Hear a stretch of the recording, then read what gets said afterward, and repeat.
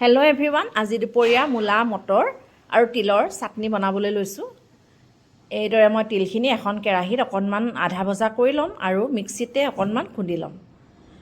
এইটো আমাৰ ওচৰতে থকা নেপালী সম্প্ৰদায়ৰ লোকসকলক মই আগতে বনোৱা দেখিছোঁ। মোৰ জন্ম মাৰ্ঘেটাত আৰু তাত নেপালী মানুহ বহুত আছে।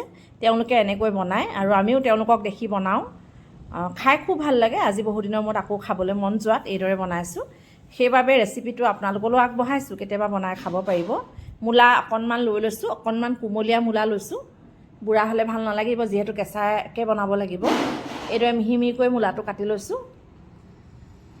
জলকীয়া দিছোঁ, কেঁচা জলকীয়া, পিঁয়াজ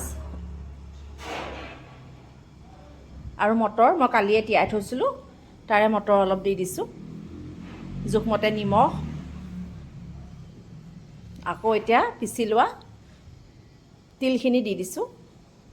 খাবলৈ খুব ভাল লাগে, মইতো ভাল পাওঁ, সেইবাবে আপোনালোকলৈ আগবঢ়ালোঁ। বনাই খাবচোন। মটৰখিনি ইচ্ছা কৰিলে অকণমান বইলো কৰি ল'ব পাৰে, কিন্তু মোৰ মটৰখিনি কালিয়ে তিয়াই থোৱাৰ কাৰণে বৰ ধুনীয়াকৈ কোমলি আছিলে, সেইবাবে মই বইল কৰা নাই। এয়া এতিয়া নেমু অকণমান চেপি দিছোঁ। মিঠাতেল অকণমান দিওঁ বুলি ক'লে দিব পাৰে, মই নাই দিয়া। সকলোখিনি বস্তু মই কেঁচাকেই লৈছোঁ, কেঁচাকেই বোলো খাওঁ আজি। এইদৰে ধুনীয়াকৈ মিশ্ৰণ মিক্স কৰি লৈছোঁ। আপোনালোকে খায়নে বাৰু এনেকৈ? যদি নাই খোৱা তেতিয়াহ'লে এনেকৈ কেতিয়াবা বনাই খাব পাৰিব।